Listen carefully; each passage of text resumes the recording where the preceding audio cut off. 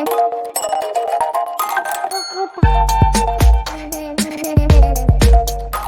Everyone, इस video में बात कर लेते हैं मदरसन सुमी वायरिंग की। क्विकली एनालिसिस देख लेते हैं। चैनल को लाइक एंड सब्सक्राइब करना मत भूलिएगा। तो स्टॉक में आप देख रहे हो कि आज यहाँ पे ब्रेकआउट होते हुए नजर आया है। कुछ इस लेवल का ब्रेकआउट था 69.80 के आसपास, और स्टॉक फिलहाल सस्टेन भी कर गया ऊपर के लेवल पे। साइकोलॉजिकल लेवल रहा है यहाँ कहीं, तो प्रॉफिट बुकिंग भी अपन को एज इट इज देखने को मिली, और प्रॉफिट बुकिंग होते होते स्टॉक 72 के अराउंड क्लोज हो गया। अब यहाँ पे आप देखें तो सिमेट्रिकल ट्राइंगल की ही फॉर्मेशन बनती हुई नजर आ रही थी अपन को। ये कुछ अपनी फॉर्मेशन क्रिएट हुई यहाँ पे, बट यहाँ पे जो है कि स्टॉक ने थोड़ा जल्दी ब्रेकआउट दे दिया। हालांकि नॉर्मल जो अगर चलता तो यहाँ कहीं पे ब्रेकआउट होना चाहिए था, बट ओवरऑल यहाँ पे मूव बहुत तेजी से आया। एक हैवी पोटेंशियल रहा वॉल्यूम्स का, उसका असर भी रहा, क्योंकि आरएसआई आप देखें जस्ट स्ट्रेट हो गया है, और ओवरऑल ऊपर की दिशा में जल्दी ही अपन को ब्रेकआउट देखने के बाद एक रेजिस्टेंस भी फेस होते हुए नजर आने वाला है।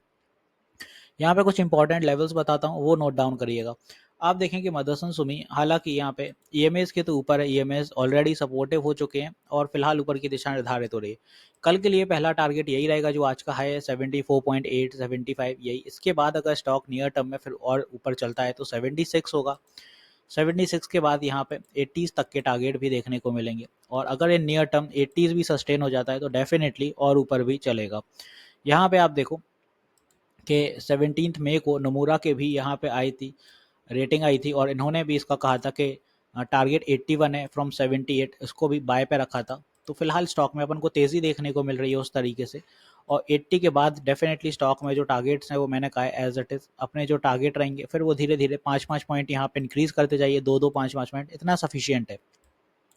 अब यहाँ से इतनी तेज़ी से 85 तो नहीं जाएगा, तो डेफिनेटली अपने 76 और 80 तक के टारगेट तो अपन को देखने को मिल सकते हैं, क्योंकि यहीं तक अगर स्टॉक चलता है तो आपका 28% हो जाएगा। तो डेफिनेटली यहाँ पे फिर कोई माइनर पुल बैक बनेगा या साइडवेज होगा, वो तब की तब है। कल के लिए ये कुछ अपने टारगेट्स हैं ऊपर की दिशा के लिए, जिन्हें अपन रेजिस्टेंस कहेंगे।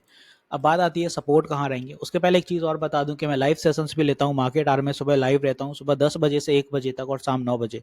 प्लीज़ अपनी क्वेरीज वहाँ क्लियर किया करिए। हर एक कमेंट का जवाब नहीं दे पाता हूँ, हर एक स्टॉक पर वीडियो भी नहीं बना पाता हूँ। जो कमेंट्स आते हैं कि इस स्टॉक पर वीडियो बनाइए, उस पर बनाइए, नहीं हो पाता है, काफ़ी टाइम कंज्यूमिंग होता है। तो इसीलिए आप लाइव में इंटरेक्ट किया करिए, जल्दी होता है और काफ़ी चीज़ें क्लियर होती हैं।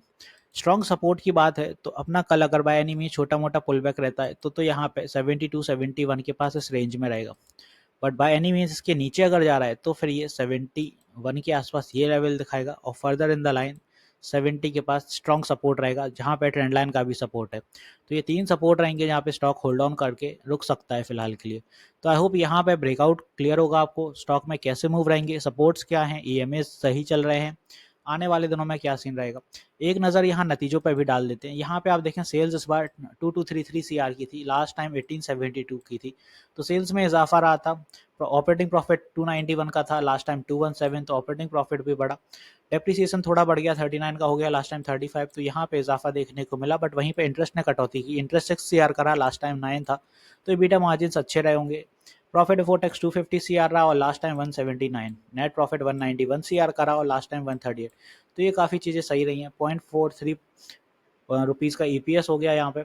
पीर कंपैरिजन में अगर आप देखें तो मदरसन सुमी वायरिंग का 47 का आरओसी आता है, जो कि अच्छा आएगा, और ईयर ऑन ईयर जो क्वार्टरली ग्रोथ बढ़ रही है वो 38% से बढ़ रही है। तो काफ़ी चीज़ें सही हैं स्टॉक में फॉर द लॉन्ग टर्म।